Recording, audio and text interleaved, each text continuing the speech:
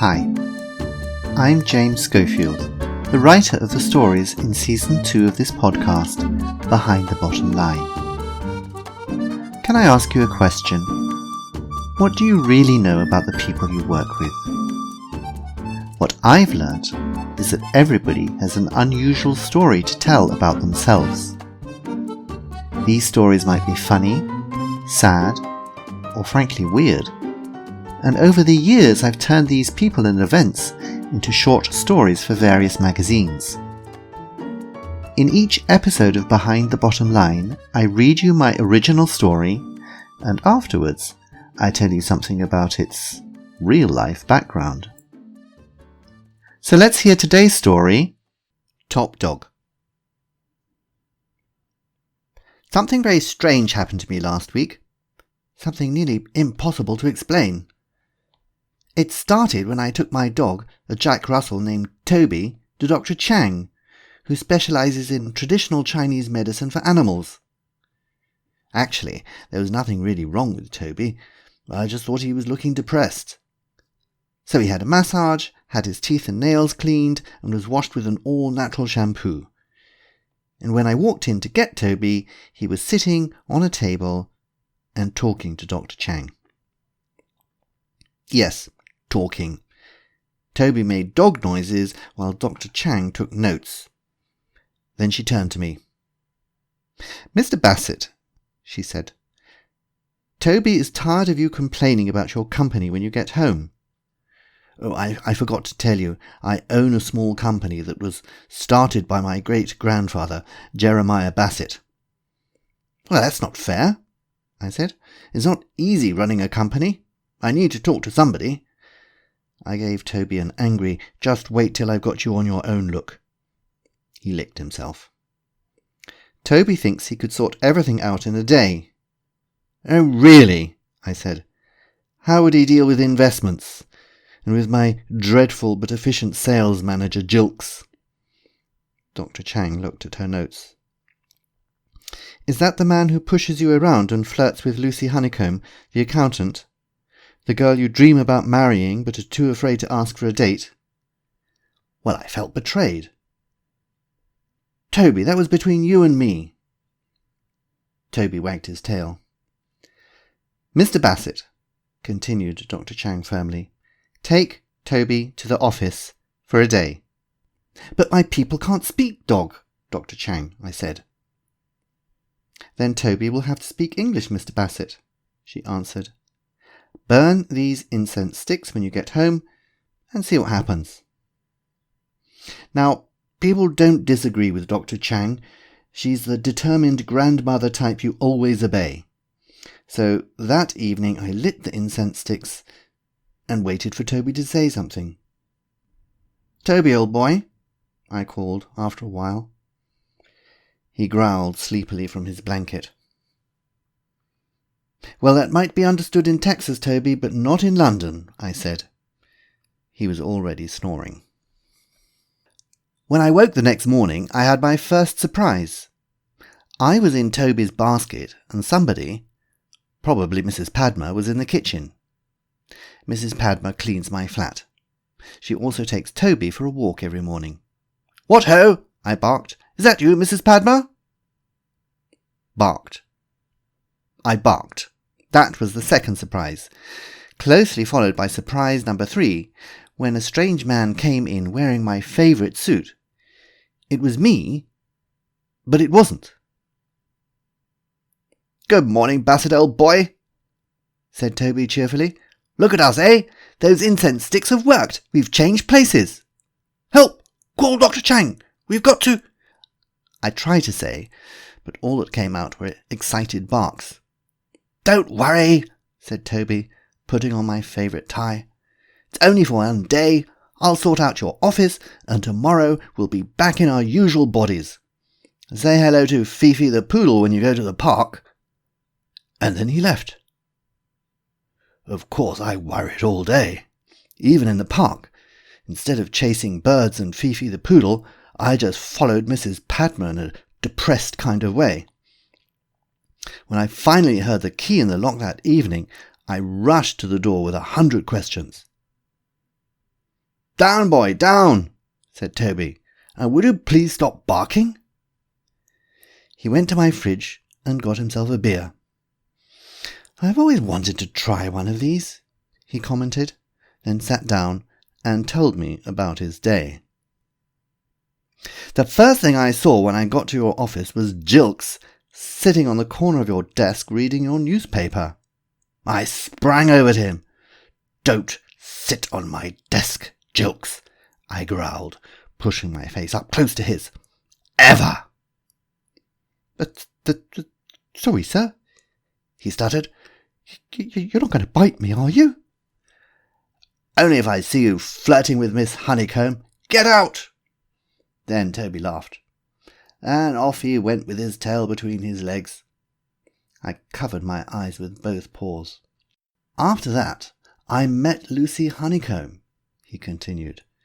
I took my paws off again. "She's very pretty, I can imagine," I growled in response.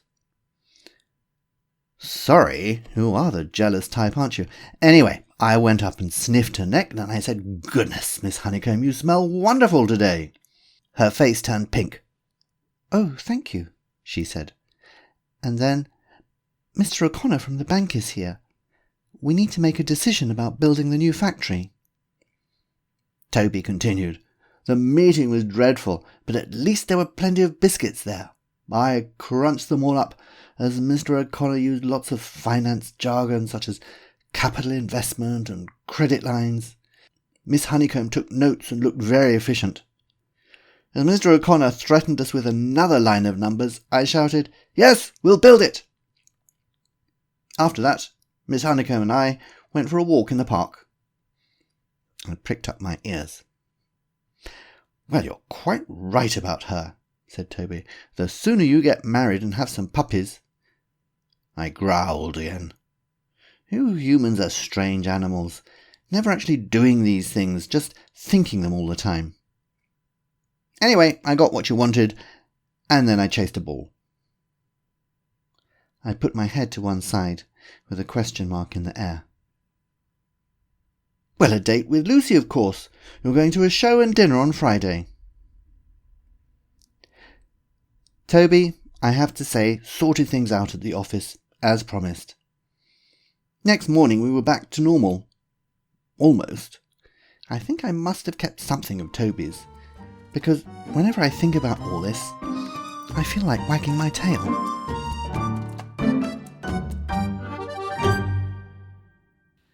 Top Dog was written at the beginning of 2014 for Business Spotlight. And the very start of the idea for Top Dog came from something that somebody at work pointed out to me, was this thing about how people quite often look like their dogs, or dogs quite often look like their owners. And I started thinking, about the people around me, and what it would be like if, in fact, it was their dog that was coming into the office, but I didn't realise it because they looked like their owners. So this was going around my head sometimes, and I would sit in meetings and look at the person opposite me and try to think about what kind of dog it is that they have at home. But then it developed a little bit further, because I started thinking, well, there are certain characteristics about dogs which would actually make life in the office somewhat easier. Dogs are easier to understand, I think, than humans. They are more direct, they're more open about whether they like somebody, whether they don't like somebody. And so that was how the idea occurred to me of what would happen if a dog took the place of its master and went into the office and basically dealt with all the problems that the master had in the office that he wasn't able to deal with because he didn't have the directness and the openness and the honesty of a dog. The story is very influenced by two different elements. On the one hand, it's influenced by that classic trope of the two people who change places. Two people who are very different in their characters change places, and in the new environment that each character finds themselves has to deal with situations and normally brings about a change. It's a classic Mark Twain story, The Prince and the Pauper, for example, or in German, the Doppelte Lottchen, and also a classic genre for lots of Hollywood films.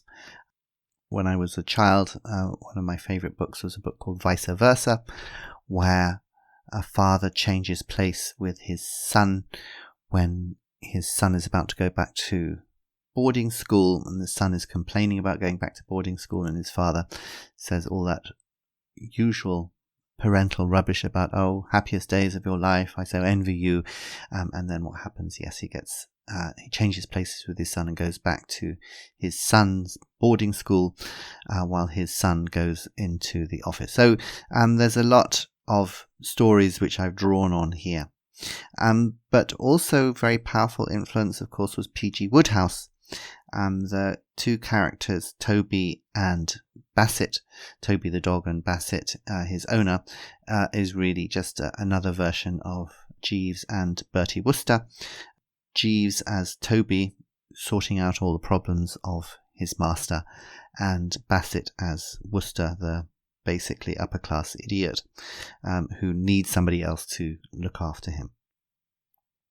Another element which, if you like, I borrowed was also from Woody Allen in the film Alice, where a lot of magical things happen thanks to the character's visit to a Chinese doctor where she gets some magical herbs which cause all sorts of interesting things to happen, but which help her to develop and to become a better and more powerful person.